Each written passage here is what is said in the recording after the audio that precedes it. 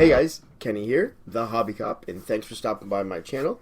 If you've come across me based on my last Marvel video, I appreciate you subscribing and coming back for more. This will kind of be part 2 of that video. So that video looked at top kind of 5 Marvel cards to buy that maybe were underrated. This is going to look at top 5 cards, or the bottom 5 cards to avoid, not to get caught. So anyway, thanks for dropping by again, and we're going to get into it right now. Okay, so on the screen behind me, I will put up the cards as we go. So I guess as a bonus one, this is not one of the 5. I would say avoid the holograms unless you see them in person. The holograms are a great card. They sell well, but they're very hard to grade.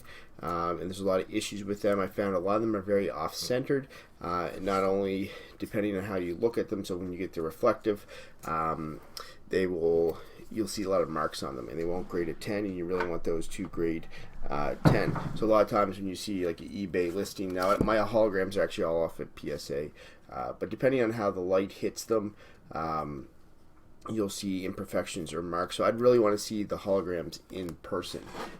So that's just a disclaimer. You can risk it on eBay, but a lot of them are going for expensive prices right now. So that is the bonus one. Avoid the holograms unless you can see them in person, or you get really good high quality pictures from a buyer you trust. Okay, so the number 5 card to avoid will go up. I'm going to go with, it's going to be more of a series, and it's going to be the SpiderMan Presents series. So they'll pop up behind me. So this is SpiderMan Presents Doctor Strange. And what it is basically Spider-Man interviewing different characters. They are kind of neat to read and to have. And it says, here's Spider-Man saying, "Say, Doctor Strange, didn't you learn magic from the Ancient One?" And then Doctor Strange says, "That's right. I knew him when he was only in 100. Ha ha ha. Doc, can you pull a rabbit out of your hat?" Doc says, "Hey, I'm good, but not that good." Kind of lame in a way, but they are kind of neat when you go through them, just to, I guess, if you're in the right mood to have a little laugh at them. But these do not sell good.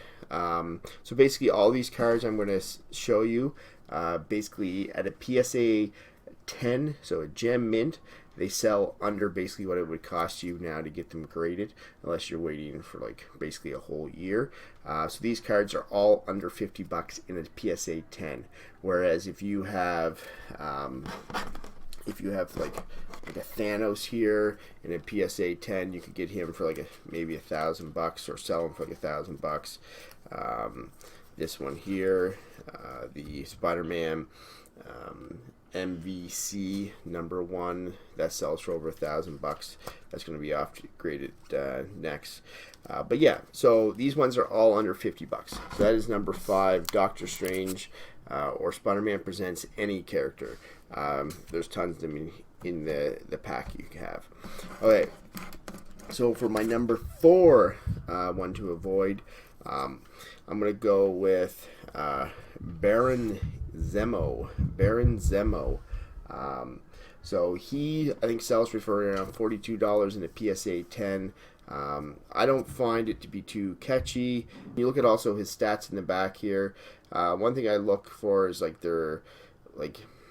do they have a good story behind them? Do they have a good arch enemy? Baron Zemo, or the ones I have, maybe has the best arch enemy being Captain America in the Avengers. But his card's selling at $42. And a lot of these too, I'm not expecting any movies to come out or shows featuring them, so that'd be the issue as well. So for number 4, we have, so that was number 3, we have Dagger. Actually, not a bad looking card. You can see here.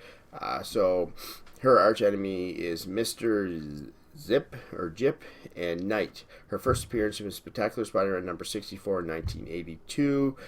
She was a runaway teen, arrived in New York City, kidnapped by criminal drug manufacturers.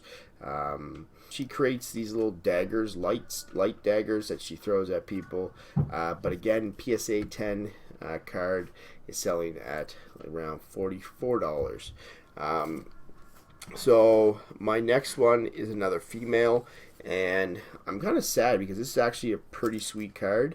And I think mine might gem mint 10 when I send it in. So I'm going to send it in a long service. And I'm going to keep it in my personal collection because I think it's one of the better art in this collection. So as you can see here, it's a Shadowcat. So Shadowcat card number 25. She doesn't really have any arch enemies to speak of. Hellfire, I guess Magneto, White Queen. Her nicknames are Ariel, Kitten, Katya. Her first appearance was X-Men 129 in 1980. Shadowcat has the mutant power known as phasing. She can become intangible and pass through any solid object. She can use this power to disrupt electric circuits and program computers by physically entering them. So again, this sells for in the 40s of dollars, but I personally think it's a beautiful card. I will get it graded for my own personal collection, but I will not be selling that just because it doesn't sell. It's not worth it. So I'll do the long service, which is like whatever, $15 to get it sent off. I'll get it back in like a year. And then the worst selling card, Quizar. Tell me if I'm saying that wrong. Card number 15. I think I saw a sale for where he was in like the $30 and a PSA 10 gem mint actually sold. So my cards that I sent off are being graded at $50 US. And then you have like your shipping and stuff like that. So I'd lose money if I got that graded, which I am not getting it graded. His arch enemies are Zero. He's a quiet and soft-spoken superhero. Captain America 217 was the one he first appeared in 1978. But he's basically a boring superhero. He sells for terrible. So I guess the moral of this story, I could go through a bunch of cards that don't sell well, but the big thing is don't get caught into buying any one of these cards, because some of these cards now are selling for like $50 or $30, $35, $20 raw. So then you have to pay for the service fees with PSA, and you're going to come back losing money if you just randomly buy any card because you think Marvel cards are hot right now. So you really want to stick to like the big names. So obviously the holograms, if you see them in person and they're in great shape, yes, buy them. Your Spider-Man Cosmic, yes, if it's in any shape really that you think is going to 10 or 9, you're going to make money. Even probably an 8 you'll make money at. The Amazing Spider-Man #1 comic like I have here, you can see it's presented pretty good. That's going to go off next. Guys like the Hulk, they're going to sell well. Famous battles, if they have, and I didn't mention that, or did I? No, so famous battles, if they have key characters, like here you have Spider-Man versus Dr. Octopus, they're going to sell well. And guys like Hulk Gray, Thor obviously will sell well, the Wolverine will sell well. So all the big name guys, or any guys that are going to come out in a movie or a TV show, Marvel TV show recently.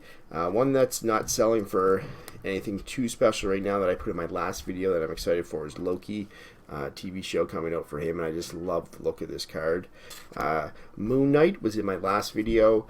Again, this is kind of like a risk, a show coming out, but this sells for not much right now. But yeah, keep to the big names, the Thors, your Spider-Mans, anything that's going to be in a movie this year, and you'll be fine.